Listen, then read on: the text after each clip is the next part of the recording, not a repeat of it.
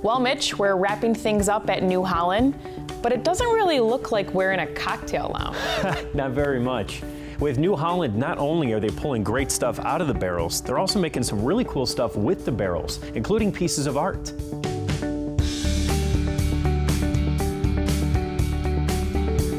It's really great, very inviting atmosphere, very fun, friendly. I'm gonna come here more for the drinks, so. I mean, if I'm being honest.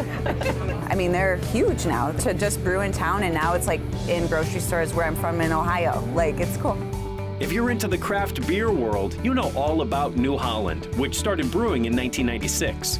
But 6 years later, they entered the craft spirits world thanks to a well-timed vacation. The president and owner, Brett Vanderkamp, had a trip basically down to Puerto Rico, where he kind of kindled a passion for spirits through rum down there. Kind of took that back up here to Michigan, took a lot of knowledge and experience what we had on the brewing side and kind of transfer that over to the distilling side. We're very fortunate to live in the country that produces bourbon. There's so much high quality whiskey and bourbon on the market that we needed to be innovative in what we do. So we're making a lot of the traditional type spirits, but we're also putting our own twist on it.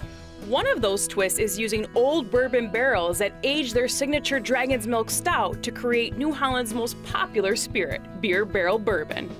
What if we took, the aged beer cask now, the Dragon's Milk, and put bourbon into it, and what would happen? And, there were a lot of people that said it couldn't happen. Some people that were maybe purists in the distilling world were, you wouldn't want to do that. And so we started with, I think, 2 or 3 casks of laying it down, some different temperatures, some different times. And what we discovered was that the marriage between the malt sugars and the bourbon had this amazing effect, and it actually layered in a bunch of complexity. We're very pleased with that process as well. New Holland loves to reuse as much as they can, which led us to their Barrel Works project, where they take old oak barrels and turn them into works of art. Right now I'm just deconstructing barrels that we use for our Dragon's Milk program and making a lot of different products out of them. Tap handles, openers, furniture, and then everything else that the pub needs. So we've got signs, we've got beach chairs, beach tables. I'll do full barrels with the top on it for tables. Did a lot of lighting for the Knickerbocker in Grand Rapids. Cool. Some shelving there, and I'm still pretty busy with that kind of stuff.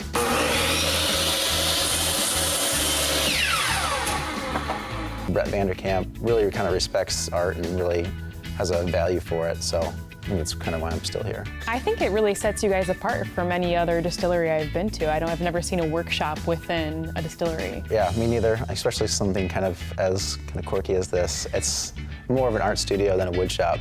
Just lots of inspiration kind of hanging around and just lots of fun stuff going on. I have to ask you, your name, Coop, is it short for Cooper? Nope, no affiliation with my name at all. Started with... What's your name? My name is Steve. Hey, Steve. Everyone knows me as Coop. It's always been Coop since I've been here. But yeah, a person who builds a barrel is a Cooper. Oh, cool. So I was kind of deconstructing barrels. So I was the anti-Cooper, then just Cooper, then just Coop. And then we got name tags, and it was Coop. And now I don't think anyone really knows my real name. Not only is New Holland looking good thanks to repurposing used bourbon barrels, the company is becoming more and more well-known for their spirits. Recently, they opened a brand new pub in Grand Rapids called the Knickerbocker, named after their flagship gin. Gin is starting to be huge for us. There's a lot of creativity in that category in terms of the flavors that we can produce out of it, and it's kind of an unexplored area for spirits, in our opinion. And we have a nice system going in down in the Knickerbocker that will be experimenting further with concepts, something we can push out into our restaurants for retail bottle sales, but also cocktails, kind of play around with that whole theme and that concept of what could gin be. The Knickerbocker is a huge building, but make sure you head upstairs to the cocktail lounge to get a chance to see New Holland's spirits in action. All right, we'll be making the Clover Club with our Blue Haven gin that is made with Michigan blueberries. So we're gonna be making the Clover Club, which is a super old school cocktail. It was originally made for a men's gentleman's club. You know, men like to drink.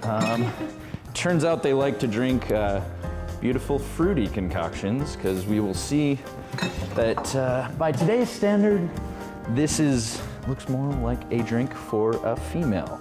We add 2 ounces of Blue Haven gin, 3/4 ounces fresh squeezed lime juice, and then this is a raspberry syrup we make ourselves. The key to this cocktail though, after we shake it up with these ingredients, is we'll dry shake it with egg whites, which adds a frothy foam.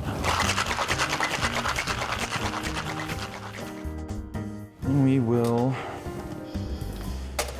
add our egg white. And this is where you gotta shake the crap out of it. I don't know the science behind it, but the properties of the egg white take out some of the harshness of any alcohol you use with it. So it's been classically used in cocktails for a very long time. Now remember, as I pour this, that this is what a bunch of grizzly dudes like to drink back in the day. A fruity, delicious, old school cocktail. How do I like to say this? Our brewers hate to make the wash, but they love our whiskey. We're kind of the stepchild in the company, but we've been growing and kind of maturing in what we're doing, honing a lot of our skills, and people are really starting to like it. If you go down to the pub, a lot of our employees are usually drinking cocktails versus beer at this point. Oh, wow. It's nice. A culture shift. Yes, it is. It's really fun to see. Lisa, it's been a great episode. We've had some fantastic drinks. We met some great people. Yeah, it's been exciting, and I can't wait to see what else the craft distilling industry in Michigan has in store. Cheers.